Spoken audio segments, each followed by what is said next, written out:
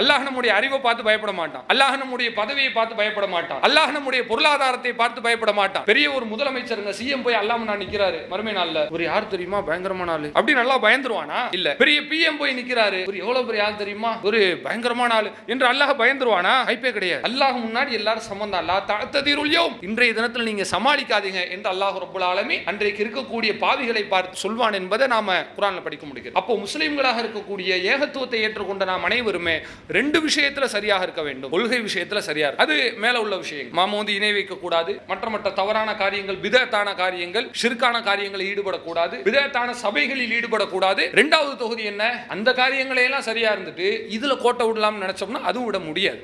மார்க்கம் அப்படித்தான் வைத்திருக்கிறது. இஸ்லாமிய மார்க்கம் சஹாபாக்களை எப்படி மாற்றுகிறது என்று சொன்னால், அதாவது மறுமையில மட்டும் நல்லவர்களாக மாற்றவில்லை, உலகத்திலும் நல்லவர்களாக மாற்றி இருக்கிறது. மறுமையில சொர்க்கவாதியாக மாற்றி அவனை இபாதத் செய்யக்கூடியவனா விழுந்து விழுந்து அல்லாஹ்வே கதி என்று தொழுகிறான். தொழக்கூடிய தொழுகையை பார்த்தால் அவ்வளவு நீளமாக இருக்கிறது. ஐய தூக்குனா அதுவா கேட்டுக்கிட்டே இருக்காரு, இறக்கவே மாட்டாரு. ஆனா சக மனிதன் இடத்துல இவர் சகிப்புத்தன்மையோடு நல்ல முகத்தோடு நல்ல மனிதனாக நடக்கவில்லை என்று சொன்னால், இஸ்லாம் சொல்வது போல அது மிகப்பெரிய ஒரு மோசமாக மாறிவிடும் என்பது மார்க்கத்தினுடைய ஒரு போதனையாக இருக்கிறது. அஸ்ஸலாமு அலைக்கும் வரஹ்மத்துல்லாஹி வபரகாத்துஹு. கண்ணியத்திற்குரிய எல்லாம் வல்ல அல்லாஹ்வின் நல்லடியார்களே, பெரியோர்களே, தாய்மார்களே, அல்லாஹ் ரப்புல் ஆலமீன் நமக்கு வழங்கி இருக்கக்கூடிய அருட்கொடைகளில் ஈடு இணை அற்றதும் மிக பெரியதுமாய் விளங்குகின்ற இஸ்லாம் என்கிற மார்க்கத்தினை நாம் அனைவரும் நம்முடைய வாழ்க்கை நெறியாக ஏற்றுக்கொண்டிருக்கிறோம்.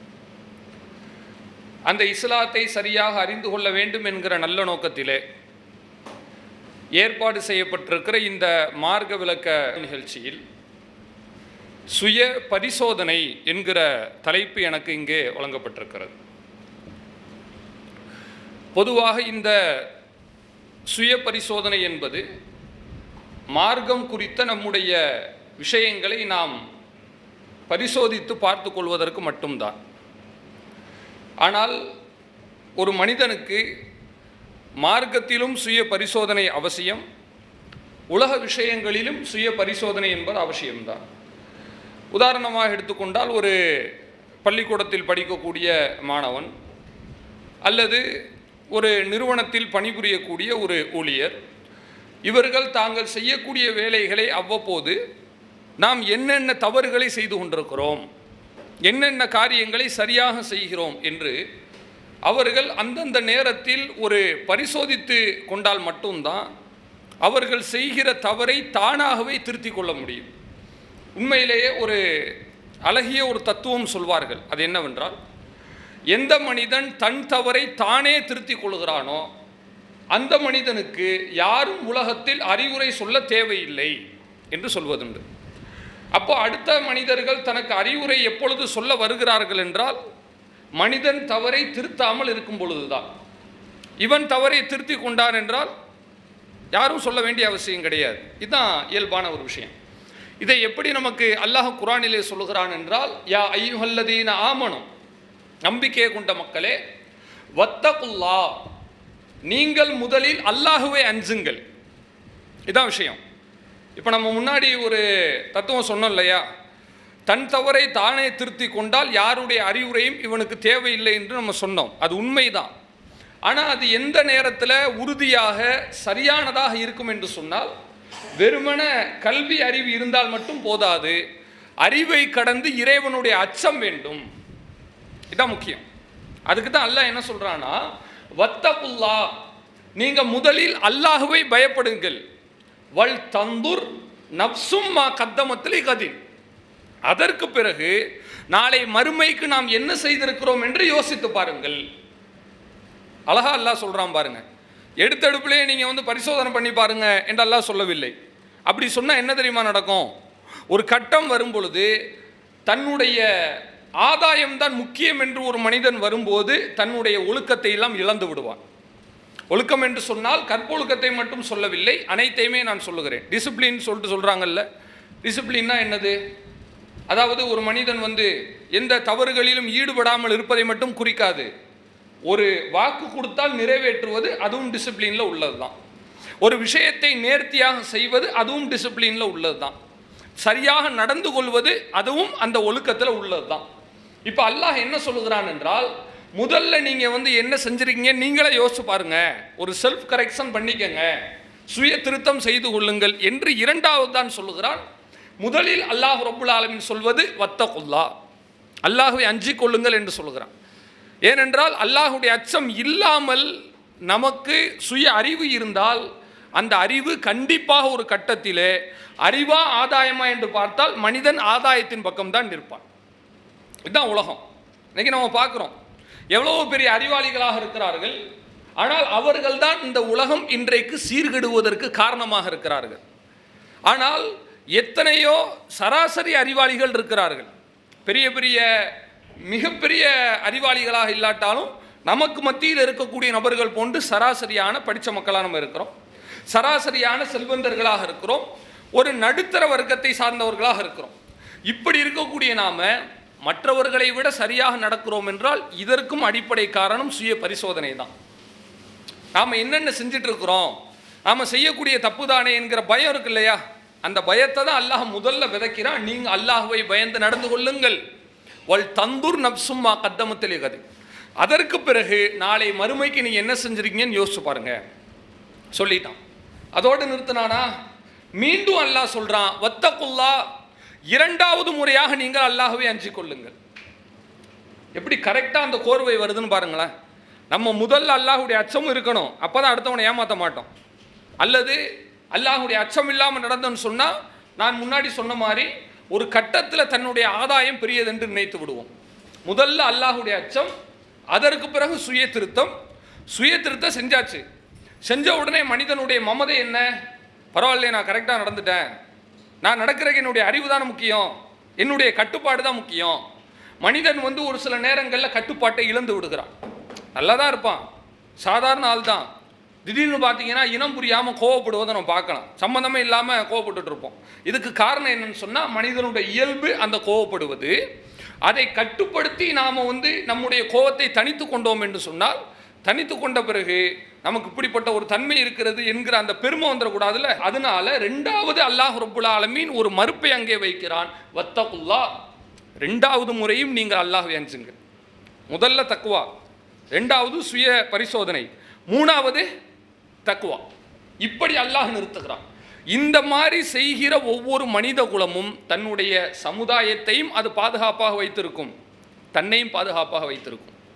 எந்த சமுதாயத்தில் சுய சிந்தனை இல்லாமல் சுய பரிசோதனை இல்லாமல் தான் செய்கிற தவறை இன்னொருத்தர் சுட்டி காட்டினா தான் நான் திருத்துவேன், இன்னொருத்தர் சொல்லாட்டி நான் திருத்தவே மாட்டேன் என்று எந்த மனிதன் வாழுகிறானோ அந்த மனிதன் கண்டிப்பாக அதில் பாதாளத்தை நோக்கி செல்கிறான் என்ற அர்த்தம். இதுக்கு சஹாபாக்களுடைய வாழ்க்கையில் நடந்த அழகான ஒரு விஷயம், அதாவது சஹீஹ் முஸ்லிமில் இடம்பெறக்கூடிய செய்தி. அம்ரு பின் ஆஸ் என்கிற சஹாபி இருக்கிறார். இந்த சஹாபி யார் தெரியுமா? சாதாரண சஹாபி கிடையாது. அதாவது இஸ்லாமிய படை உஹது போன்ற போர்க்களங்களில் மிகப்பெரிய ஒரு இழப்பை சந்தித்தது. தோல்வி என்று சொல்ல மாட்டார்கள் வரலாறுல, ஆனால் தோல்வி தான். ஏன் தோல்வின்னு சொல்ல மாட்டாங்கன்னா, இஸ்லாமிய படையில் தோல்வின்னு சொல்லக்கூடாது. மனிதன்ட்ட உள்ள இயல்பு, தன்னுடைய படை தோக்குறதை எவனா ஒத்துக்குருவானா? ஒத்துக்க மாட்டான். தோத்தாலும் தோக்காத மாதிரி தான் காட்டிக்கிடுவான். பொதுவாக இந்த உலகத்தில் உள்ள அரசியலே எப்படி இருக்குன்னு சொன்னால், அரசியல் கட்சிகளை நீங்கள் பார்க்கலாம், அவன் 40 தொகுதியிலையும் தோற்று தான் போவான், ஆனால் என்ன பண்ணுவான், நாங்கள் தான் வருவோம் என்பது போல, அதாவது தோல்வி தான் கிடைக்கும் என்று சொன்னாலும் கூட தோற்க மாட்டோம் என்பது போல காட்டிக்கொள்வார்கள். கையை இழந்தாலும் கூட சுண்டு விரல் தான் போச்சுன்ற மாதிரி காட்டிக்கிடுவான். இது மனிதனுடைய இயல்பு. ஆனால் இஸ்லாமிய மார்க்கம் நமக்கு என்ன சொல்லி தருகிறது என்றால், அப்படி ஒளித்து மறைத்து நாம் எதையும் அணுக வேண்டாம், உள்ளதிலிருந்து பாடம் படிப்போம். அதுதான் சுய பரிசோதனை. அப்போது இந்த உஹதுடைய போரில் இஸ்லாமிய படைக்கு ஒரு ஏறத்தாழ தோல்வியே கிடைத்து விட்டது. சரி, இந்த தோல்வி கிடைச்சதுக்கு காரணம் யாரு? அபூஜகல் காரணம் கிடையாது. அபூஜகல் பத்ரிலே போய் சேர்ந்துட்டான். பெரிய பெரிய தலைகள் எல்லாம் இல்லை, அவர்கள் எல்லாம் பத்ரிலே மௌத்தாகி விட்டார்கள். யாரை வைத்து இந்த இஸ்லாமிய படை மக்கத்து காப்பீர்கள் தோற்கடிக்கிறார்கள் என்று சொன்னால், சின்னஞ்சிறுசுகள்னு சொல்லுவாங்கல்ல, இளவட்டங்கள், இளம் வயதை சார்ந்த ஹாலித் பின் வலீது, அம்ரு பின் ஆஸ், இந்த சஹாபாக்கள் தான். இவங்க தான் போய் அவங்கள தோற்கடிச்சிட்டு வர்றாங்க. இப்பேற்பட்ட இஸ்லாமிய படைக்கு சிம்ம சொப்பனமாக விளங்கிய ஒரு நபர் தான் அம்ரு பின் ஆஸ். அந்த நபித்தோழர் அவர்கள் தன்னுடைய மரண நேரத்தில் இருக்கிறார். சக்கராத்து காலத்தில் அவருக்கு தெரிஞ்சிருச்சு. அவர் அந்த சக்கராத்துடைய காலத்தில் ஒரு மாதிரி சவத்தை திரும்பி பார்த்து அழ ஆரம்பித்து விடுகிறார். நல்லா தாங்க இருக்கிறாரு, தைரியமான ஆள் தான். செவத்தை திரும்பி அழ ஆரம்பிச்சிடுறாரு. அவங்க பையங்க கேட்குறாங்க, அபத்தா, என்னுடைய தந்தையே, எதுக்காக நீங்கள் அழுகிறீங்க? ஏன்னா உலகத்தில் ஒரு புரிதல் இருக்கு இல்லையா, பொது புத்தி என்னன்னு சொன்னால், தைரியசாலி அழுக மாட்டான் அப்படின்னு சொல்லுவாங்க, வீரன் அழுக மாட்டான், அழுதாலே கோலம் தான் நினைப்பாங்க. அதான் பார்த்தீங்கன்னா பையன் யாராவது ஆம்பளை பசங்க அழுக ஆரம்பிச்சிட்டான்னு வச்சுக்கோங்களேன், கேட்பாங்க, நீ ஏன்ப்பா பொம்பளை பிள்ளை மாதிரி அழுதுட்டுருக்க அப்படின்னு கேட்பாங்க. ஏன்னா ஆணுக்கு அழுகக்கூடாதுன்னு ஒரு புரிதல் இருக்கிறது. அந்த புரிதல் சரியானதுன்னெலாம் நம்ம ஏற்றுக்கிற முடியாது. எல்லாரும் அழக்கூடியவங்க தான். பெண்களும் அழுவாங்க, ஆண்களும் அழுவாங்க, பெரியவங்களும் அழுவாங்க, குழந்தைங்களும் அழுவாங்க, வயசானவங்களும் அழுவாங்க. எந்த மனுஷனும் ஒரு கட்டத்தில் கரைஞ்சு தான் ஆகணும், வேறு வழி கிடையாது. இப்போது இவங்க அழக்கூடிய நேரத்தில் ஏன் அழுகிறீங்கன்னு கேட்கும்போது அந்த மனிதர் சொல்கிறார், அதாவது நான் 3 படித்தரங்களை கடந்து வந்திருக்கிறேன். அவர் என்ன யோசிச்சு பார்க்குறாருன்னா, தன்னுடைய வாழ்க்கையை திரும்பி பார்க்குறார். மௌத்தா போகிறோம், இதுக்கு மேலே ஒன்றும் கிடையாது இல்லைங்க, இதுக்கப்புறம் வேறு என்ன காப்பாற்ற சொல்லுங்கள். நாம் மிகப்பெரிய ஒரு பொருளாதார வல்லுநராக கூட, பொருளாதாரம் படைத்தவராக கூட இருக்கலாம். மௌத்துக்கு அப்புறம் ஒன்றுமே பண்ண முடியாது. எம்ஜிஆர் மாதிரி குழியில் அடக்கும்போது அவர் வாட்சை கலட்டி போட்டதாக சொல்லுவாங்களே, அப்படி நம்முடைய வீட்டு பத்திரத்தை போட்டு அடக்கம் பண்ண போகிறாங்க? இல்லை. இல்லை நம்ம சம்பாரித்த பொருளாதாரத்தை போட்டு அடக்கம் பண்ண போகிறாங்களா? இல்லை. நம்ம படித்து வாங்கின பட்டத்தை போட்டு அடக்கம் பண்ண போகிறாங்களா? இல்லை. அல்லது ஊரில் ஒரு நல்ல மனிதர்ன்றனால இவருக்கு மாட மாளிகை கூட கோபுரம்லாம் கட்டி வைக்க போகிறாங்களா? அதெல்லாம் இல்லை. யாராக இருந்தாலும் சரி, அம்பானியாக இருந்தாலும் சரி, ஆண்டியாக இருந்தாலும் சரி, 6 அடி குழி தான். இது யதார்த்தம். இப்போ இதில் தான் அவர் புரிந்து கொண்டு அவர் பேசுகிறார், நான் வாழ்க்கையில் 3 படித்தரங்களை கடந்து வந்தேன். முதல் விஷயம் என்னன்னு சொன்னால், அது ரொம்ப கவலையாக இருக்கு. அவர் சொல்கிறாரு, அதாவது அந்த முதல் காலகட்டத்தில் முகம்மது நபி அவர்களை என்னை விட அதிகமாக வெறுத்த ஒரு மனிதன் உலகத்தில் எவனும் இருக்க முடியாது. அவர் சொல்கிறார், ரசூல்லாவை நான் வெறுத்த மாதிரி யாருமே வெறுக்க முடியாது, அவ்வளோ வெறுப்பு. எந்த அளவுக்கு தெரியுமா? முகம்மது நபி மட்டும் என்னிடத்தில் கிடைத்திருந்தார் என்று சொன்னால் ஃபகதல்து, அன்னைக்கே அவரை நான் கொண்டிருப்பேன். எவ்வளோ வெறியோடு இருந்திருப்பார் நீங்கள் யோசிச்சு பாருங்க. பிற்காலத்தில் இஸ்லாத்துக்கு வந்துட்டார், வந்த பின்னாடி தான் அவர் சொல்கிறதுக்கே ஒரு தைரியம் வேணும்லங்க. நான் இப்படியெல்லாம் தப்பு பண்ணிட்டேன்னு ஒரு மனிதன் ஒத்துக்கிறான்னு சொன்னாலே அந்த மனிதன் திருந்தி விட்டான் என்று பொருள். எப்போ ஒரு மனுஷன் ஒத்துக்கிற மாட்டான்னு சொன்னால் திருந்தவே கூடாதுன்னு முடிவெடுத்துட்டானா கடைசி வரை ஒரு தவறை மறைக்கிறதுக்கு இன்னொரு தவறு செய்வான். நம்ம தமிழில் சொல்லுவாங்கல்ல, ஒரு பொய்யை மறைக்க இன்னொரு பொய். அல்லாஹுடைய தூதர் சொல்வது போல, அதாவது பொய் என்பது தீமைக்கு வழிகாட்டுகிறது என்று சொல்வார்கள். அந்த மாதிரி மனிதன் எப்பொழுது தவறை மறைக்க பழகி கொள்கிறானோ, அல்லது தவறை சரிகட்ட, இல்லை நான் செஞ்சது சரிதான் என்று தன்னுடைய பேச்சு திறமையினாலோ அல்லது தன்னுடைய ஒரு அசாத்திய தைரியத்தினாலோ அவன் கொண்டு வர நினைத்தானே, ஆனால் கண்டிப்பாக அது அவனுக்கே எதிராகத்தான் போய் முடியும், அடுத்தவனுக்கு எதிராக போய் முடியாது. ஒரு முட்டாள் இடத்துல அறிவாளி பேசி ஜெயித்து விடலாம், ஜெயிப்பது போல நினைத்து கொள்ளலாம். ஆனால் வெற்றி பெற்றது யாரு? இவன் கிடையாது, அவன் தான் ஜெயிச்சான். அவனுக்கு அடுத்து வேறு ஒரு வாழ்க்கை எல்லாம் கொடுப்பான், இவன் கிடைக்கிறத கெடுத்துக்கிட்டுல நிற்கிறான். அப்போ இது மனிதனுடைய இயல்பு. இவர் தன்னுடைய தவறை ஒப்புக்கொள்வதற்கு அதுக்கு நேர்மை இருந்தால் மட்டும் பத்தாது, ஒரு துணிச்சல் வேண்டும். ஒத்துக்கிட்டார். அப்படி நினச்சந்தான் அவர், எனக்கு கிடைச்சிருந்தா நான் கொன்று கூட போட்டுட்டு இருப்பேன், ஆனால் அல்லாஹ் என்னை காப்பாற்றிட்டான். ஃபலவ் முத்துவலா தில்கலஹால், அதே நிலையில் நான் வஃபாத் ஆயிருந்தேன்னு சொன்னால் நான் நரகவாசியாக மாறியிருப்பேன். ஒரு முஸ்லீம் இந்த வார்த்தையை சொல்லவே மாட்டான். நம்மள யாராவது அந்த வார்த்தையை சொல்கிற கூட பயப்படுவோம். அதாவது நீங்கள் இதெல்லாம் செய்யாதீங்க நரகத்துக்கு போயிடுவீங்கன்னு சொன்னால் வயசான ஆட்கள்லாம் அது நவுது பில்லாஹி அஸ்தோபிர்லா அஸ்தோபிர்லா அப்படிம்பாங்க. ஏன்னு சொன்னால் நரகம்னா இயல்பாகவே முஸ்லீம்களுக்கு ஒரு பயம் இருக்குல்லங்க. முஸ்லீம்களுக்கு இயல்பாகவே நரகம் என்று சொன்னால் பயம் இருக்கிறது, அதில் ஒரு ஒவ்வாமை இருக்கிறது. அவர் தன்னை குறித்து சொல்லுகிறார், நான் அப்படியே மௌத்தா போயிருந்தால் நரகவாதியாக மாறி இருப்பேன், ஆனால் அல்லாஹ் என்னை காப்பாற்றி விட்டான். அடுத்த நிலையில் அல்லாஹ் எனக்கு இஸ்லாத்தை கொடுத்தான். இஸ்லாத்தை கொடுத்திருக்கும் போது நான் முகமது நபி ஸல்லல்லாஹு அலைஹி வஸல்லம் அவர்களிடம் நிற்கிறேன். அவங்கள்ட்ட இஸ்லாத்தை ஏற்றுக்கிட்டேன், அவரை தூதர் என்று நான் ஒப்புக்கொண்டேன், அல்லாஹ்வை தவிர வேறு வணக்கத்திற்குரியவன் இல்லை என்று நான் புரிந்து கொண்டேன். புரிஞ்சுக்கிடும் போது முகமது நபி அவர்கள் தன்னுடைய கையை நீட்டினார். நீங்கள் இந்த இடத்துல பையத்து செய்யுங்க நீட்டினாங்க. இது இஸ்லாமிய வழக்கம். இன்னைக்கு பொருந்தாது. அன்றைக்கு ஒரு இஸ்லாமிய தளபதி என்கிற அடிப்படையிலும் இறை தூதர் என்கிற அடிப்படையிலும் இஸ்லாத்துக்கு வர்ற ஆண்கள்கிட்ட ரசூல்லா கையில் அவங்க உடன்படிக்கை பையத் வாங்கி கொள்வார்கள். இப்படி வாங்கிட்டு இருக்கும்போது ரசூல்லா கையை நீட்டுறாங்க. அம்ரு பின் ஆஸ் கையை வைக்கணும்ல, இவர் வைக்க மாட்டுறார். இப்போ கபல்து எதி, என் கையை நான் மடக்கிக்கிட்டேன் அப்படின்னு சொல்கிறார். ஏன் மடக்குனாருன்னு தெரியுங்களா? கையை மடக்கிட்டு அவர் வந்து ஒரு டிமாண்ட் வைக்கிறார். முகமது நபி அவர்களே, அல்லாஹுடைய தூதரே, நான் உங்கள் இடத்துல பையத்தை எடுத்துக்கிறேன், இஸ்லாத்துக்கு வந்துட்டேன், உங்கள் சொல் பேச்சை நான் கேட்குறேன், ஆனால் எனக்கு ஒரு கண்டிஷன். என்ன கண்டிஷன் சொன்னால், நான் எவ்வளவோ தீமைகளை செய்திருக்கிறேன், அந்த தீமைகளை அல்லாஹ் மன்னிப்பானா கேட்குறான். கேட்கும்போது அல்லாஹுடைய தூதர் அவர்கள் உலகத்திலேயே யாருக்கும் ஒரு சந்தோஷம் தர முடியாது என்று சொல்கிற அளவிற்கு இந்த சஹாபிக்கு சந்தோஷம் தருகிற ஒரு பதிலை சொல்கிறார்கள். அதாவது எப்படின்னா, திக்கு தசை தெரியாமல் நிற்கிற ஒருத்தனுக்கு சரியான வழியை காட்டி, இது உனக்கு நல்ல வேலை கிடைத்திருக்கிறது. ஒரு ஆள் அங்கேருந்து ஊர்லேருந்து வந்திருக்கிறாரு, நம்பி வந்த வேலை கிடைக்கல, கூட்டு வந்த ஆள் வந்து ஏமாற்றிட்டான்.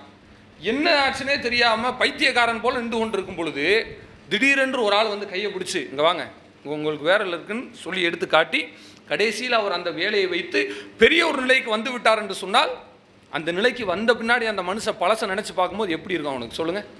அந்த ஒரு சின்ன டேர்னிங் பாயிண்ட் தானுங்க, அந்த திருப்பு முனை தான், அந்த ஒரு நொடி தான் அல்லாஹ் வைத்திருக்கிறான். ஒரு நொடி மட்டும் மாறி இருந்தது, அந்த வழிகாட்டிய மனிதன் மட்டும் இவரை பார்க்கவில்லை என்று சொன்னால் இவருடைய கதி அதோ கதி தான். இவர் அப்படித்தான் உணர்கிறார். நான் போயிட்டு அல்லாஹுடைய தூதர்கிட்ட அவங்க நீட்டும் போது நான் நீட்ட மாட்டேன்ட்டேன், இதைத்தான் நான் காரணமாக சொன்னேன், என் பாவத்தெல்லாம் எல்லாம் மன்னிப்பானான்னு கேட்டேன். அப்போ அல்லாஹுடைய தூதர் இந்த மனிதருக்கு ஒரு கலங்கரை விளக்கமாக ஒரு பதிலை சொல்லுகிறார்கள். என்ன எப்படி கேட்டீங்க? வா அன்னல் இஸ்லாம யஹதிமுமா கபல, இஸ்லாமிய மார்க்கம் தனக்கு முன்னால் உள்ள எல்லா காரியத்தையும் மன்னித்து விடுகிறது. இஸ்லாத்துக்கு வர்றதுக்கு முன்னாடி ஒருத்தன் தப்பு செஞ்சிருக்கலாம், இஸ்லாத்துக்கு வந்துட்டானா இவனுடைய தீமையை இஸ்லாம் அழித்து விடுகிறது. வா அன்னல் ஹிஜ்ரத்தை தஹதிமுமா கபலஹா, ஹிஜ்ரத் என்பது அதற்கு முன்னால் செய்த தீமைகளை எல்லாம் அழித்து விடுகிறது. வா அன்னல் ஹஜ்ஜ யஹதிமுமா கபல, ஹஜ் என்பது அதற்கு முன்னால் உள்ள தீமைகளை எல்லாம் அழித்து விடுகிறது. முடிஞ்சு போச்சு. நீங்கள் செய்யக்கூடிய காரியம் இதுதாங்க. ரசூல்லா தெளிவாக சொல்கிறாங்க. இப்படி கேட்குறீங்களே, தீமையெல்லாம் அல்லாஹ் வந்து மன்னிச்சிருவானான்னு கேட்குறீங்களே, இஸ்லாத்துக்கு வந்துட்டு அதுக்கு முன்னாடி உள்ள தீமையை போல அல்லாஹ் மன்னிச்சிருவான், அப்படியே மார்க்கம் சொல்லி காட்டுகிறது. அதே போல் நீங்கள் ஹிஜ்ரத் பண்ணுறீங்கன்னு சொன்னால், ஹிஜ்ரத்துக்கு முன்னாடி செஞ்சதை இந்த ஹிஜ்ரத் மன்னித்து விடுகிறது, அழித்து விடுகிறது.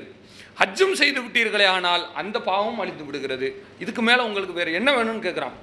அப்போ அந்த சஹாபி என்ன செய்கிறாருன்னா, அல்லாஹுடைய தூதரை பார்க்க முடியாமல் தேம்பி தேம்பி அழுகிறார்.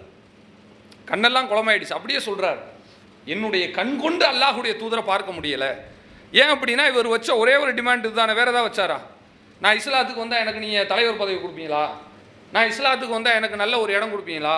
நான் இஸ்லாத்துக்கு வந்தால் எனக்கு வேறு ஏதாவது நீங்கள் வந்து புகழ் மாலை சூட்டுவீங்களா? அப்படியெல்லாம் கேட்கல. அவர் கேட்டது ஒன்று தான், நான் இஸ்லாத்துக்கு வந்தால் என்னுடைய பாவம் குறித்த நிலைப்பாடு என்னன்னு கேட்குறான்.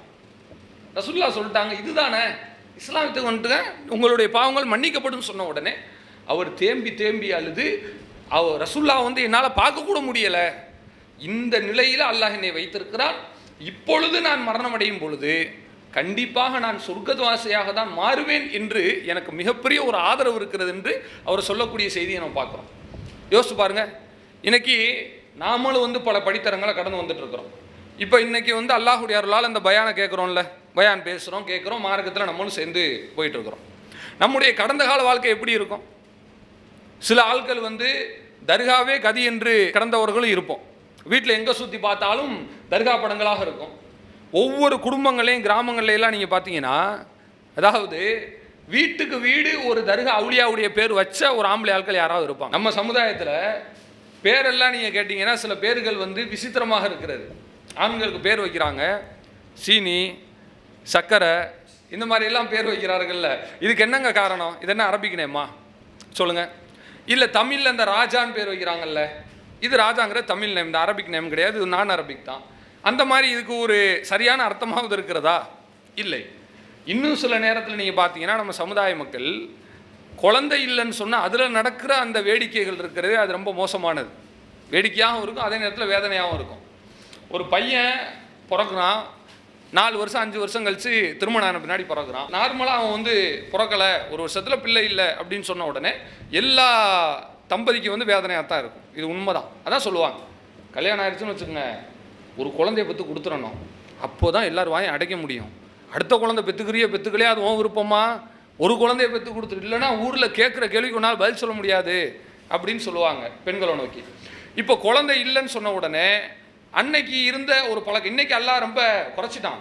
அன்னைக்கு இருந்தது நீ அல்லாட்ட கேட்குறியோ இல்லையா, அவுளியாட்ட உன்னுடைய கோரிக்கை பெட்டிஷனை போட்டு வச்சிரு. அவுளியாட்ட போன்னு சொன்னோடனே தர்காவாக ஏறி இறங்குவார்கள். அப்போது ஒரு தர்காவாக டிரான்ஸ்ஃபர் ஆகி போகும்போது கடைசியில் காட்டுப்பாவ பள்ளியாசல் அப்படின்னு சொல்லிட்டு புதுக்கோட்டை கிட்ட ஒரு தர்கா இருக்கிறது. அந்த தர்காவுக்கு போகும்போது பையன் பிறந்துட்டான். இப்போ பிறந்ததுக்கு யார் காரணம்? அல்லாஹ் காரணம் இல்லை, அவுளியா தான் காரணம். ஐயா அவுளியா பேரை என்று சொல்லி அந்த பையனுக்கு காட்டுப்பாவாங்கிற அந்த பேரை எடுத்து அப்படியே வைத்து விடுகிறார்கள். வைக்கிறது இல்லைங்க விஷயம். உயிரோடு இருந்து மௌத்து வரைக்கும் அந்த பேரை சுமந்துக்கிட்டே வாழணும். பேரை கேட்கும் போதே எப்படி இருக்குது? ஸ்கூலில் வாத்தியார் கூப்பிடுவார், காட்டுப்பாவா அப்படின்னு கூப்பிடுவார். இவன் ஒளிஞ்சு ஓடுவான் உள்ள. ஏன்? எல்லாரும் சிரிப்பானோ, நமக்கே கேட்குறதுக்கு சிரிப்பாக இருக்கு. அப்போ அந்த பையன் எல்லா இடத்துலையும் இந்த பேரை தான் கூப்பிடுவாங்க. ஹாஸ்பிட்டலில் இதுதான், ஒரு இடத்துல விளையாட போனால் அங்கே இதை தான் சொல்லி கூப்பிடுவானோ, எல்லா இடத்துலையும் இந்த பேரை தான் கூப்பிடுவாங்க. இப்படி ஒரு அறியாமை காலத்தில் இருந்தோம். பெண் பிள்ளைகளாக இருந்தால் அப்படி தான். பொம்பளை பிள்ளைங்களாக இருந்தால் அவங்களும் ஒவ்வொரு தர்காவாக போவாங்களா. ஆம்பளை பையன் பிறந்தால் ஆம்பளை, அதாவது ஆண் அவுளியான்னு சொல்கிற அந்த பேரை வச்சு விட்டுறலாம். பெண் குழந்தை பிறந்தால் இந்த பேரை வைக்க முடியும்? வைக்க முடியாது. போய்கிட்டே இருப்பாங்க, அங்கே போங்க இங்கே போங்க, ஆத்தங்கரையில் செய்யத் அலி பாத்திமா இருக்கு அங்கே போங்க. அங்கே போகும்போது பிறந்துருச்சா செய்யத் அலி பாத்திமான்னு பெயர், செய்யத் அலி ஃபாத்திமா. இது எப்படி இருக்கிறது? செய்யுதுன்னு சொன்னால் தலைவர், அலின்னு சொன்னால் அலி ரலியல்லாஹு அன்ஹு, ஃபாத்திமா. இது அப்படியே டிரான்ஸ்லேட் பண்ணுங்கள், தலைவர் அலி ஃபாத்திமா. ஒன்று செய்யத் அலின்னு வைக்கணும், அப்படி வச்சா அலி ரலியல்லாஹு அன்ஹு பேருன்னு முடிச்சிடலாம். அல்லது ஃபாத்திமான்னு வைக்கணும், இப்படி வச்சா ஃபாத்திமா நாயகின்னு முடிச்சிடலாம். ரெண்டையும் சேர்த்துக்கிட்டு வச்சா கணவன் மனைவி பேர் ரெண்டையும் சேர்த்து ஒரு பேர். இதில் ஒரு அர்த்தமும் கிடையாது, ஒரு பொருத்தமும் கிடையாது. நம்ம சமுதாயம் இப்படி வைத்தது. செய்யத் அலி ஃபாத்திமா தர்காவுக்கு போய் பிறக்கலன்னு வச்சுக்கோங்க, அங்கே போகாதீங்க. நீங்கள் இந்த திருவனந்தபுரத்து பக்கத்தில் பீமா பள்ளின்னு ஒன்று இருக்குது, அங்கே போங்க, அனுப்பி விடுவாங்க. பீமா பள்ளிக்கு போயிடுவாங்க. பீமா பள்ளிக்கு போய் பிறந்துருச்சுன்னு வச்சுக்கோங்க, அவ்வளோதான். இங்கே போனால் எந்த பேர், அங்கே போனால் பீமா பூமா என்றெல்லாம் இஸ்லாமிய பேர்களை நீங்கள் கேள்விப்படுறீங்கல்ல. இதுக்கெல்லாம் காரணம் என்னன்னு சொன்னால் இந்த மாதிரியான ஒரு காலகட்டம் தான். இந்த சஹாபி அப்படி தான் நினச்சி பார்க்குறாரு. நான் இவ்வளோ மோசமானவனாக இருந்தனே, இப்படி இருந்து எனக்கு அல்லாஹ் கொடுத்துட்டானே. அந்த சிந்தனை நாம் நினைக்கும் போது இந்த கொள்கையின் மீதான மதிப்பு கூடும். இது கொள்கை ரீதியாக. ரெண்டாவது என்ன தெரியுமா? ஒவ்வொரு மனிதனும் தன்னுடைய கட்டுப்பாட்டை எப்பொழுது அவன் நிலைத்து வைத்துக் கொள்கிறான் என்று சொன்னால், தன்னிடத்தில் உள்ள தவறை முதலில் புரிந்து கொள்ள வேண்டும் என்று சொல்கிறார்கள். மனிதர்கள் செய்கிற பெரிய தப்பை என்ன தெரியுங்களாங்க? தன்கிட்ட இருக்கிற தவறை ஏற்றுக்கிறது கிடையாது. நான் ஒரு மிஸ்டேக் பண்ணுறேன், இந்த இடத்துல எனக்கு சரியாக இது வராதுங்க அப்படின்னு சொல்லி இருந்தால், ஆமாம் எனக்கு வரமாட்டேது தானே, சரி இதை திருத்திக்கிறதுக்கு என்ன பண்ணுவோம், செல்ஃப் கரெக்ஷன் பண்ணி தான் பார்ப்போமே என்று ஏற்றுக்கொள்கிற மனம் இருந்தால்தான் தவறை திருத்த முடியும். தவறை திருத்தணும்னா முதல்ல தவறை ஏற்றுக்கக்கூடிய மனம் வேண்டும். தவறை ஏற்றுக்கிற மனமே இல்லைடா, எப்படி திருத்த முடியும்? நான் தப்பெல்லாம் பண்ண மாட்டேன்ப்பா, என் பையன் இப்படி தப்பு பண்ணுவான், அதெல்லாம் சொக்க தங்கம் என்பது போல பிள்ளைகளுக்கு கண்மூடித்தனமான ஒரு சான்றிதழை கொடுக்கும் பொழுது அந்த பிள்ளைகளினுடைய தவறான பாதைக்கு நாமளே வழியமைத்து கொடுப்பது போல மாறிவிடும். இது தந்தை பிள்ளைக்கு செய்யக்கூடிய விஷயம். தனக்கு செஞ்சால் இதுதான் உண்மை. தன்னுடைய விஷயத்தில் கூட மனிதன் எப்படி இருக்கக்கூடாது என்று சொன்னால், தன்னுடைய தவறை நியாயப்படுத்தக்கூடியவனாக இருக்கக்கூடாது. தான் செய்யக்கூடிய தவறை ஒருபொழுதும் பூசி மெழுகி நான் தப்பித்து விட்டால் போதும் என்று நினைத்தால் இவன் மறுமையில் மாட்டிக்கொள்ள போகிறான் என்று அர்த்தம். எந்த ஒரு மனிதன் இந்த உலகத்தில் தான் செய்கிற தவறை விட்டு தப்பிப்பதற்கு பல்வேறு தந்திரங்களை கையாளுகிறானோ, இவன் நாளை மறுமையில் வசமாக சிக்கப் போகிறான் என்று அர்த்தம். அல்லாஹுடைய தூதர் அவர்கள் சொல்கிறார்கள், ஒமன் நூக்கிஷன், யார் மறுமையில் கடுமையாக துருவி துருவி அல்லாஹுவால் கேள்வி கேட்கப்படுகிறானோ, அல்லாஹ் சும்மா கேட்டு விட்டுனானா பிரச்சனை இல்லை. நம்ம இமிகிரேஷன் மாதிரி தான், போய் நிற்கும்போது நீங்கள் எதுக்கு போகிறீங்க, இந்த இதுக்கு போகிறேன் அதுக்கு போகிறேன், சரி நாங்கள் போயிட்டு வாங்க அப்படி ஸ்டாம்பிங் பண்ணி கொடுத்துட்டா பிரச்சனையே கிடையாதுங்க. நல்ல காரியத்துக்கு போனாலும் எந்த பிரச்சனையும் இல்லாமல் இருந்தாலே 4 கேள்வி கேட்டால் என்ன செய்யும், அவ்வளோதான். அங்கே இருக்கிற ஆட்களுக்கு ஒரு மாதிரி பயம் வந்துடும். எதுக்கு கேட்குறான், என்னாச்சுன்னு தெரியலே, வேறு யாரும் நம்ம பேர் மாதிரி யாரையும் பார்த்துட்டாங்களே, எது ரூமர் வந்துருச்சா. அதுலேயும் நம்ம பாய்மார்களாக இருந்தால் தாடியோடு போயிட்டு வந்தோன்னு வச்சுக்கோங்க, மேற்கொண்டு ஒரு மாதிரி என்ன செய்வான், சேர்ந்துக்குருவான் எல்லாரும். இப்படி எல்லாம் இருக்கிறது. இந்த மாதிரி கொஞ்சம் ஒரு மாதிரி அவன் நோண்ட ஆரம்பிச்சிட்டாலே பயம் வருதுல்ல. அதைத்தான் ரசூலுல்லாஹ் சொல்கிறாங்க, வமன் நூக்கிஷன், யாரையாவது அல்லாஹ் தோண்டி தோண்டி கேட்க ஆரம்பிச்சிட்டான்னு வச்சுக்கோங்க, ஃபக்கது உஸிப, அவனை அல்லாஹ் கடுமையாக தண்டிக்க போகிறான்னு அர்த்தம்.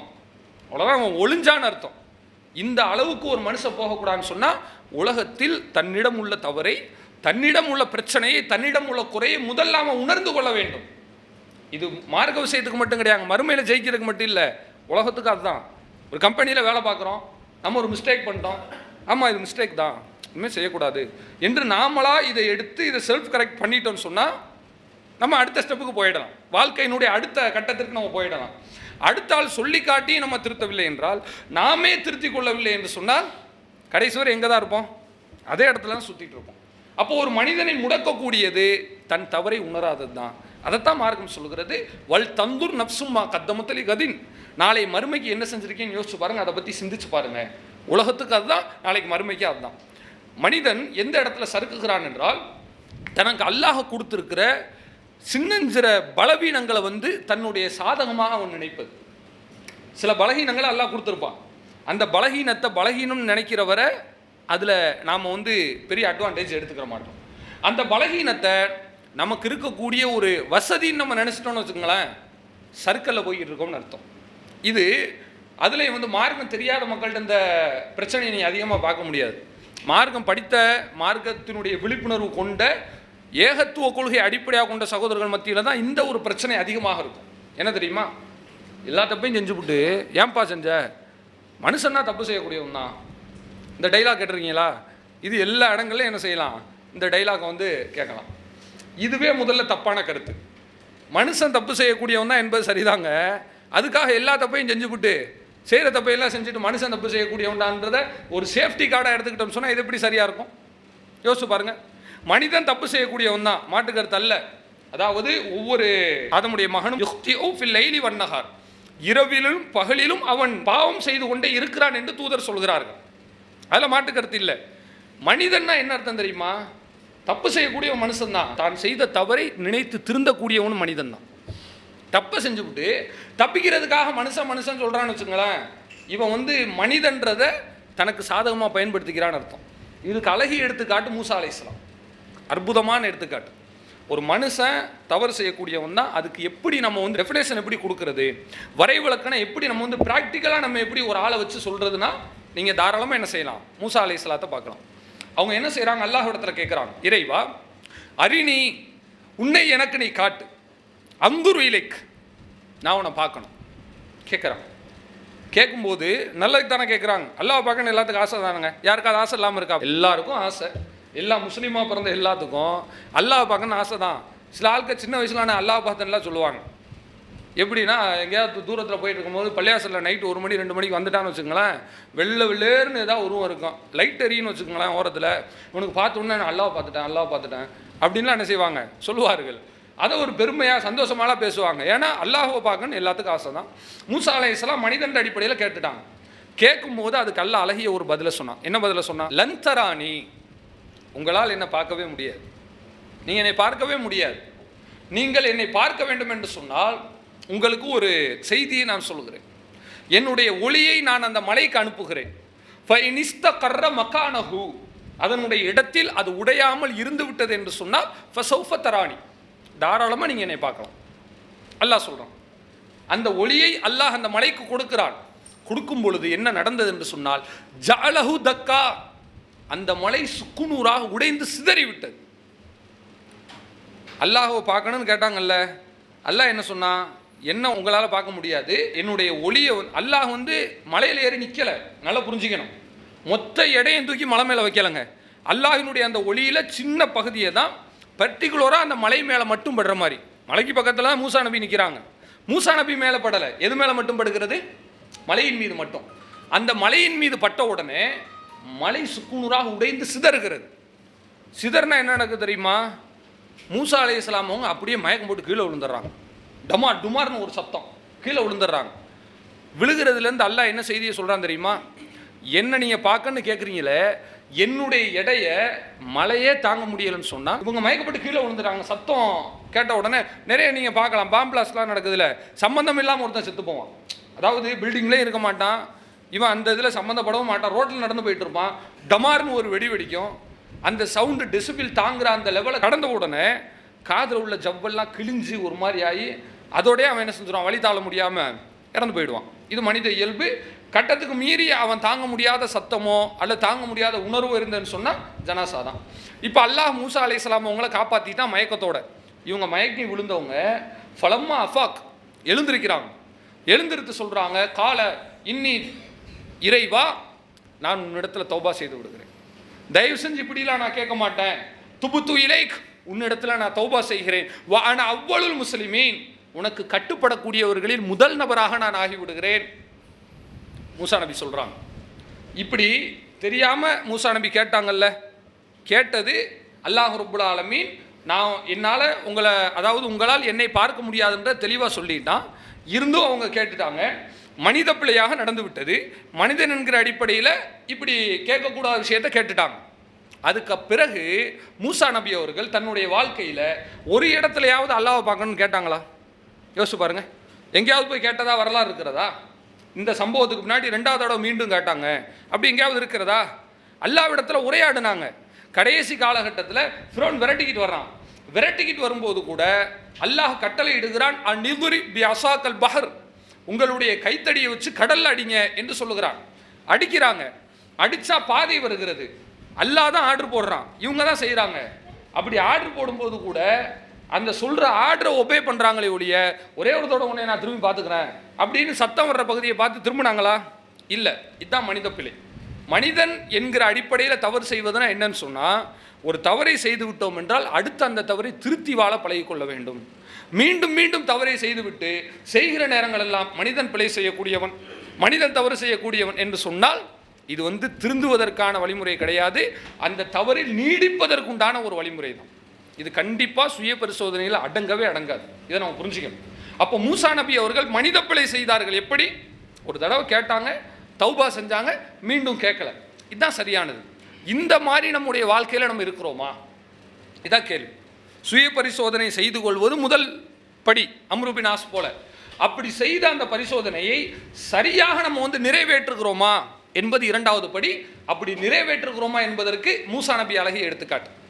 அது மட்டும் இல்லாமல் நீங்கள் பார்க்கலாம், அதாவது அல்லாஹுடைய தூதர் காலகட்டத்துக்கு பின்னால் ஒரு மனிதர் உமர் ரலியல்லாஹு அன்ஹு, அவங்களுடைய வாழ்க்கையில் நடந்த சம்பவம் இருக்குல்லங்க, அது இஸ்லாம்னா என்னன்னு அப்படியே நமக்கு படம் பிடித்தார் போல காட்டுகிறது. எப்படி தெரியுமா?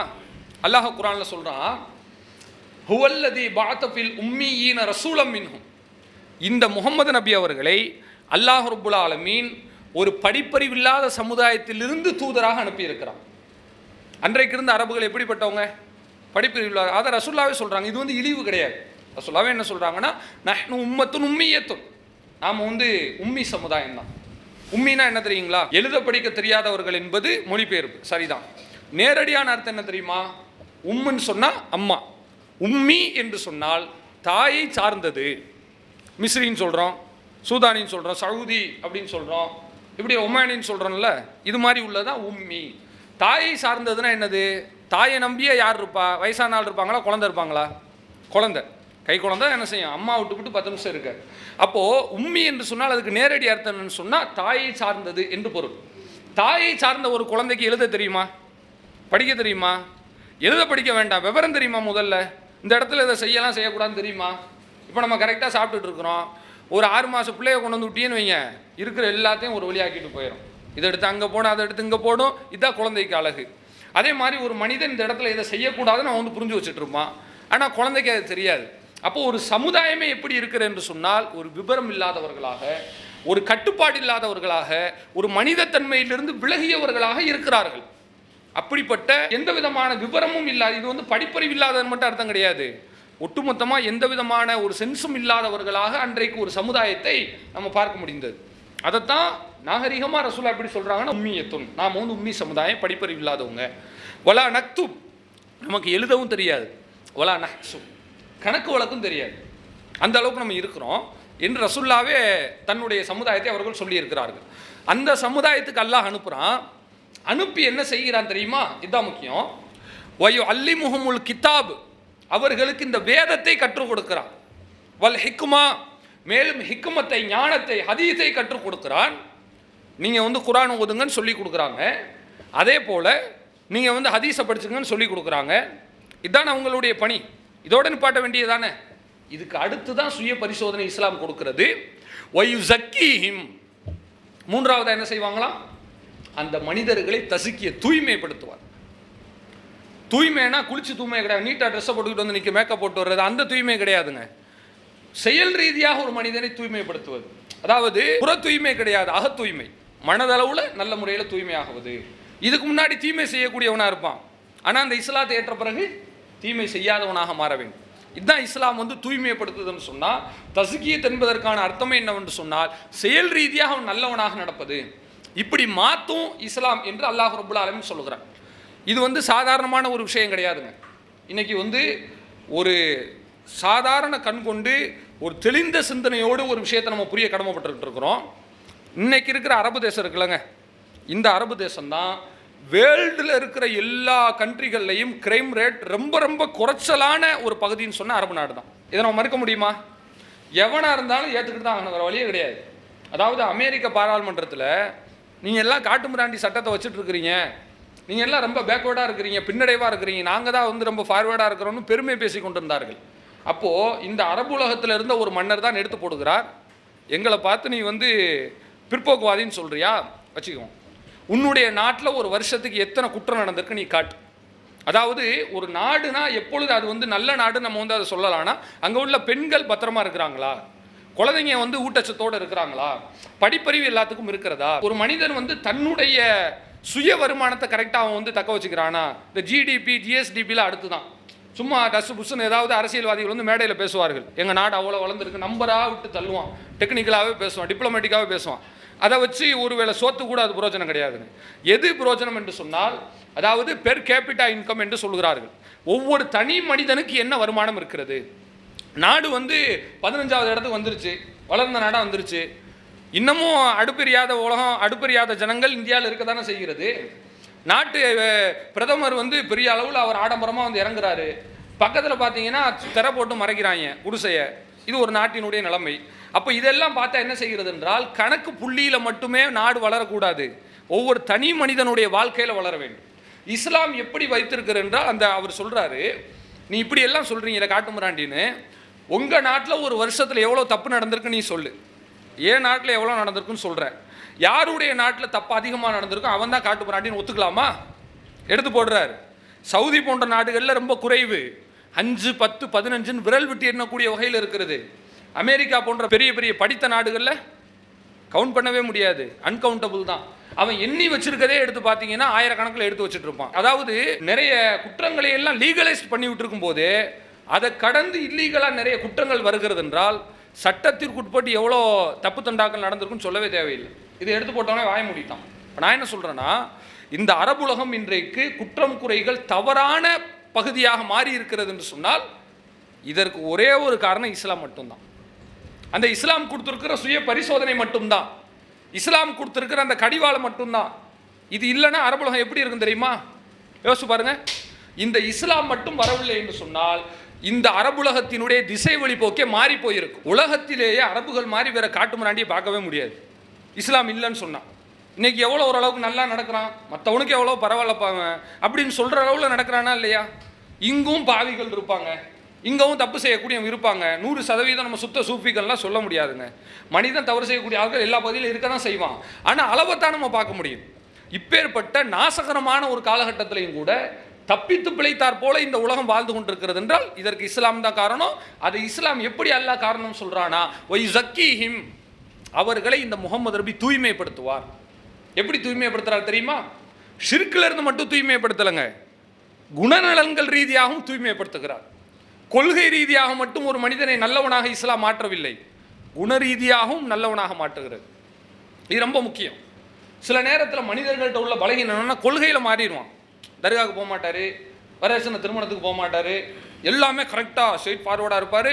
ஊரே திரண்டு நின்னாலும் இவரை மாற்ற முடியாது, இவ்வளோ தூரம் கரெக்டாக இருப்பாப்புல. ஆனால் கொள்கை குணம் என்று வந்துவிட்டது என்று சொன்னால், கொள்கையில் சரியாக இருக்கிற மனுஷன் குணத்தில் பெல்ட்டி அடிக்கிற பார்க்கலாம், எல்லாத்துலேயும் சரியாக இருப்பார். ஆனால் கோவக்காரராக தான் இருப்பார். எதுக்கு எடுத்தாலும் கோவப்படுவாங்க பார்த்துருக்கீங்களா? சில ஆளுக்கு எதுக்கு எடுத்தாலும் கோவப்படுவார். ஏன் எதுக்கு எடுத்தாலும் கோவப்பட்டால் தான் என்னை 4 பேர் மதிப்பாங்க அப்படின்னு சொல்லிட்டு வர போகிறதுக்கெல்லாம் கோவப்பட்டு கொண்டிருப்பார்கள். அப்படி இருக்கக்கூடாதுங்கிறது தான் இஸ்லாம் காட்டுகிறது. நம்முடைய தனிப்பட்ட வாழ்க்கை விஷயத்தில் தலையிடுவது இஸ்லாம் மட்டும்தான். இன்றைக்கி உலகத்தில் நீங்கள் பார்த்தீங்கன்னா எந்த ஒரு மனுஷனும் இன்னொரு மனிதனுடைய அந்தரங்க வாழ்க்கையில் தலையிடக்கூடாது என்பது ஒரு புரிதல். யார்கிட்டையும் போய் மூக்கம் நுழைக்காதீங்க அப்படின்னு சொல்லுவாங்க. ஆனால் இஸ்லாம் மூக்கம் நுழைக்குது. ஏன் இஸ்லாம் மூக்கம் நுழைக்குது? இஸ்லாம் மட்டும் மூக்கம் நுழைக்கலன்னு சொன்னால் மனுஷன் நல்லவனாக இருக்க மாட்டான். அதானங்க உண்மை.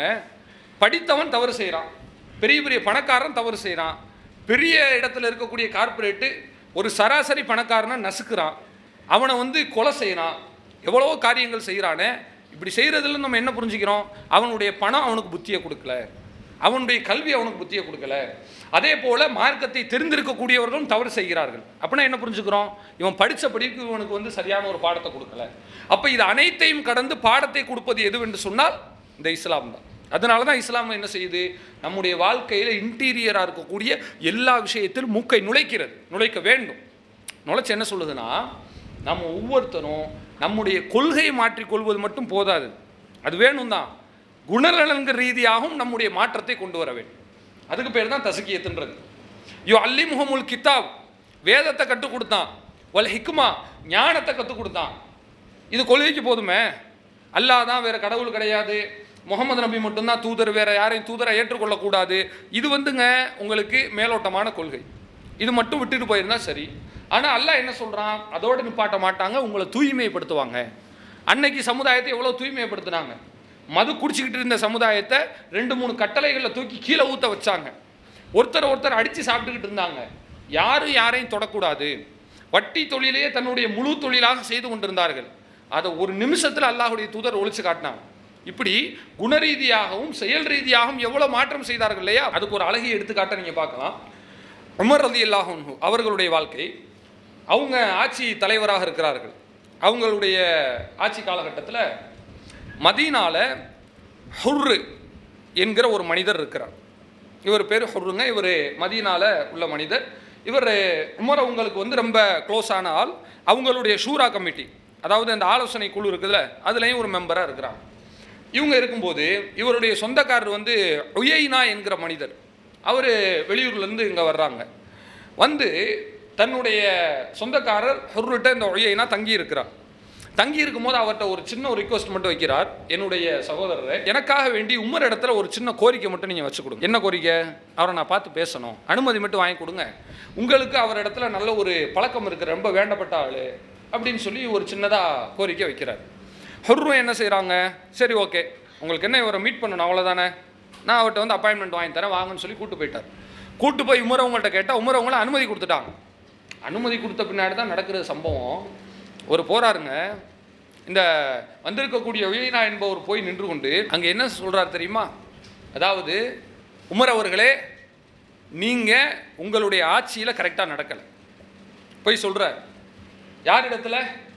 எந்த முஸ்லீம் அல்லாத மனிதர்கள் கூட கசப்பு ஓப்பு இல்லாமல் உமர் அவர்களை எந்த விதமான காழ்ப்புணர்வும் இல்லாமல் புகழ்ந்திருக்கிறார்களோ அந்த உமர் அவர்களை பார்த்து சொல்கிறார், நீங்கள் லா துஅதீனல் ஜஸ்லா, எங்களுக்கு வந்து உதவி கொடுக்கவே இல்லை, எங்களுக்கு சரியா நீங்கள் நீதியாக நடக்கவே இல்லை சொல்கிறார். நடக்காமல் சொன்னால் கூட சொல்கிறான். இன்னைக்கு அரசியல்வாதிகளை எத்தனை பேர் ரோட்டில் உட்காந்து திட்டிக்கிட்டு இருப்பான் பார்த்துறீங்களா? அதாவது ஏதாவது அநியாயம் செஞ்சால் ரோட்டில் டீ கடையில் உட்காந்து அம்புட்டு திட்டுவான். அந்த கட்சிக்காரர் கேட்டுக்கிட்டு தான் இருப்பார். கேட்டுக்கிட்டு இருந்தால் என்ன செய்வார்? ஆமாம், அவன் திட்டிய பெரிய நடக்க போதா, அதெல்லாம் எங்கள் தலைவர் பயங்கரமான ஆளுப்பா அப்படின்னு சமாளிச்சுட்டு போயிட்டு இருப்பான். ஆனால் இங்கே என்ன நடக்குது தெரியுமா? இப்படி இவர் பேசின உடனே உமர் ரலியல்லாஹு அன்ஹு அவர்கள் தவறு செஞ்சிருந்து இவர் ஏசினா கூட பொறுத்துக்கலாம். உமர் அவங்க அப்படிப்பட்ட ஆளும் கிடையாது. இருக்கிறாலே உமர் அவர்கள் போன்ற ஒரு கொள்கை உறுதி, ரொம்ப கட்டுப்பாடு, சகிப்புத்தன்மை, இது வந்து அபூபக்கர் அவர்களை விட இவங்க ஒரு படி பல நேரங்களில் மேலையெல்லாம் போயிட்டு இருக்கிறாங்க. அப்படியாப்பட்ட ஒரு ஆள்கிட்ட போயிட்டு நீங்கள் சரியாக நடக்கலை, அப்படி பண்ணிட்டீங்க, இப்படி பண்ணிட்டீங்க, இந்த மாதிரியெல்லாம் சொன்னால் நிலை எப்படி இருக்கும்? கண்ட்ரோல் இழந்துட்டாங்க. அந்த உயைனா என்பவர் அடிக்கிறதுக்காக வேண்டி வேகமாக எழுந்திருக்கிறாங்க பாருங்கள். பக்கத்தில் இருந்த ஹுர்ருக்கு வந்து பயம் வந்துருச்சு. அல்லாஹூ, ஒரு கூட்டு வந்து நிப்பாட்டினா அவர் என்ன இப்படி பேசிக்கிட்டு இருக்கிறாரு, ஏதோ பார்க்கணும்னு சொல்லி கேட்டார், சரி பார்க்கலான்னு கூப்பிட்டு வந்தால் வந்து இந்த மனுஷன் இந்த இடத்தையே வந்து கலவரமாக்கி விட்டு போயிடுவார் போலே அப்படின்னு பயந்துட்டு வேகமாக அங்கேருந்து எந்திரிச்சிட்டாங்க. ஹுர்ரு எந்திரிச்சு, யா அமீரல் மூமினின், ஆட்சி தலைவரே, உமர் அவர்களே, தயவு செஞ்சு அவனை விட்டுருங்க.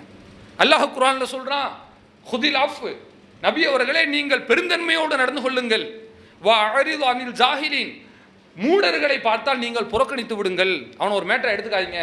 யாராவது ஏதாவது ஒன்று சொல்லிட்டு இருக்கானா எல்லாத்துக்கும் போய் பதில் சொல்லிட்டு இருக்க முடியுமா? முடியாது. உங்கள் வாழ்க்கையில் நீங்கள் அடுத்த கட்டத்தை நோக்கி போங்க என்பது அதனுடைய கருத்து.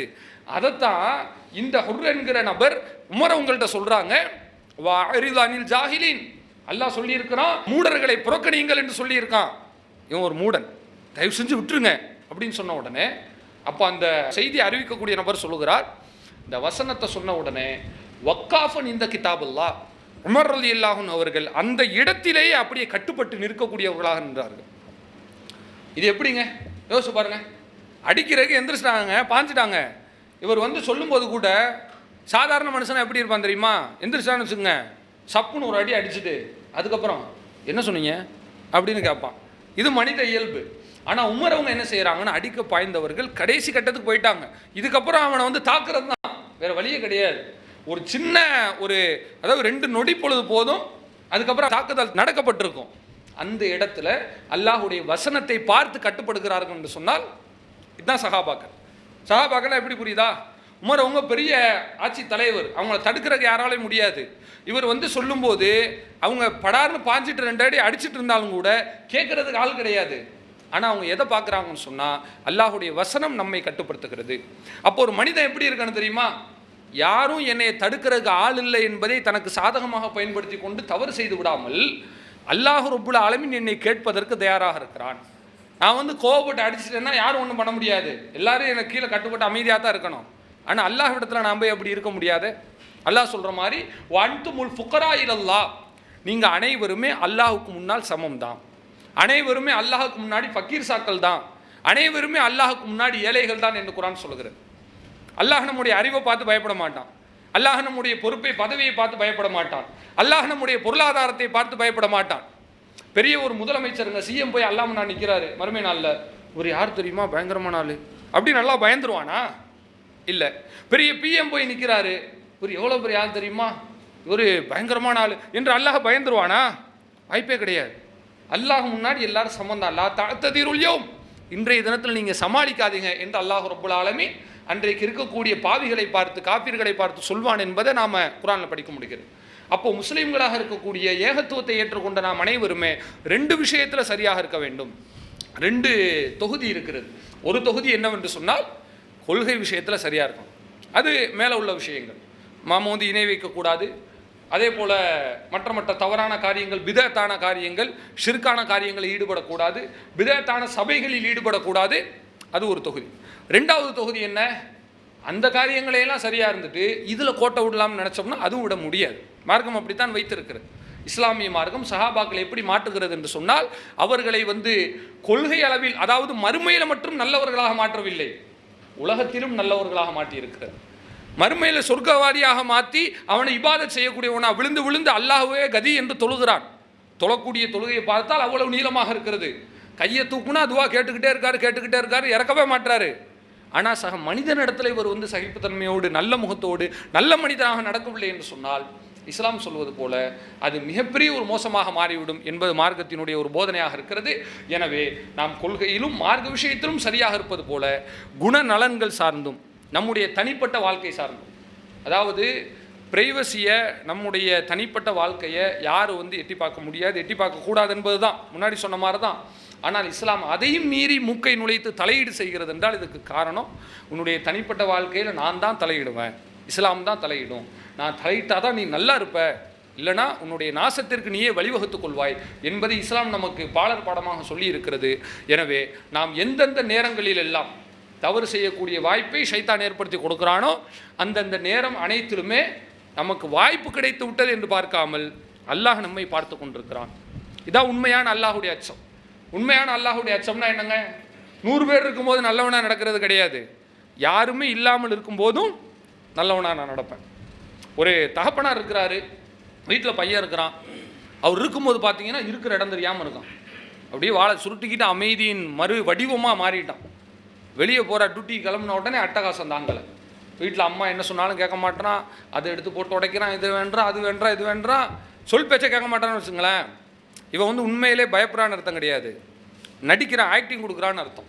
அப்போ அல்லாஹ் முன்னாடி நம்ம நடிக்கிறோமா அல்லது உண்மையாக பயப்படுகிறோமா என்பதற்குண்டான ஒரு பரீட்சையாகத்தான் நாம் ஒவ்வொரு மனிதனும் சுய பரிசோதனை செய்து கொள்வதை இஸ்லாம் நமக்கு வைத்திருக்கிறது. எனவே ஒவ்வொரு மனிதனும், அது கணவனாக இருந்தாலும் சரி, மனைவியாக இருந்தாலும் சரி, தகப்பனாக இருந்தாலும் சரி, பிள்ளையாக இருந்தாலும் சரி, அனைத்து நபர்களுமே தங்களுடைய வாழ்க்கை குறித்து நாம தான் அல்லாஹ்விடத்தில் போய் பதில் சொல்லணும். நமக்கு வந்து நம்ம வாப்பா நிற்க மாட்டாங்க, நமக்கு வந்து நம்ம பையன் நிற்க மாட்டார். அல்லாஹுடைய குர்ஆன் வசனம் இருக்கிறது, மன் அமில சாலிஹன், நீங்கள் அமல் செய்தீர்கள் என்று சொன்னால் ஃபலினப்சி, அது அவருக்குரியது. ஒமன் அசா, ஒரு மனிதன் தீமை செய்து கொண்டான் என்றால் ஃபலைஹா, அது அவனுக்கு எதிரானது. அழகா சொல்லிட்டாங்கல்ல, அவங்கவுங்க குழிக்கு அவங்க தான் பதில் சொல்லி ஆகணும். இது நம்ம சகஜமாக தமிழில் சொல்லுவோம். அதைத்தான் அல்லாஹ் ரப்புல் ஆலமீன் வசனமாக சொல்லுகிறான். நீங்கள் நன்மை செய்தால் உங்களுக்கானது, நீங்கள் தீமை செய்தால் அது உங்களுக்கு எதிரானது. இது எல்லா மனுஷனுக்கானது தான். அந்த ஒரு பயத்தை நமக்குள் வைத்துக்கொண்டு ஷைத்தானிய சிந்தனைகள், ஷைத்தானிய தூண்டுதல்கள் எப்பொழுதெல்லாம் நம்மை ஒன்றி வருகிறதோ அந்த நேரத்தில் நாம் கடைபிடிக்க வேண்டிய ஒரே ஒரு பாதுகாப்பு வளையம் என்பது இந்த அல்லாஹினுடைய அச்சத்தை தவிர, சுய பரிசோதனையை தவிர, அல்லாஹ் நமக்கு கொடுத்திருக்கக்கூடிய இந்த கொள்கை மாற்றத்தை கடந்து குண நலன்கள் மாற்றம். இதை தவிர அல்லாஹ் சொல்வது போல ஜக்கீஹிம், அவர்களை அல்லாஹ் ரப்புல் ஆலமீன் தூய்மைப்படுத்துவான் என்று சொன்னார்களே, அந்த ஒரு விஷயத்தை தவிர வேறு எதாலும் செய்ய முடியாது. இந்த இஸ்லாத்தை அல்லாஹ் கொடுத்திருப்பது நமக்கு நாம் செய்கிற ஒவ்வொரு தவறுகளிலிருந்தும் நம்மை இழுத்து பிடித்து நிறுத்தக்கூடிய ஒரு மூக்கணங்கயிறாக, ஒரு கடிவாளமாக தான் அல்லாஹ் கொடுத்திருக்கிறான் என்பதை கவனத்தில் கொண்டு எதை கேட்டோமோ அதன்படி அமல் செய்யக்கூடிய ஒரு நன்மக்களாக அல்லாஹ் ரப்புல் ஆலமீன் நம் அனைவரையும் ஆக்கி அருள் புரிவானாக. வாஹிர் தாவானா அனில் அல்ஹம்துலில்லாஹி ரப்பில் ஆலமீன். இஸ்லாம் மற்றும் சமுதாய செய்திகளை அறிந்து கொள்ள தமிழ்நாடு தௌஹீத் ஜமாஅத் யூடியூப் பக்கத்தை உடனடியாக சப்ஸ்கிரைப் செய்து கொள்ளுங்கள். மேலும் பெல் பட்டனையும் கிளிக் செய்து கொள்ளுங்கள்.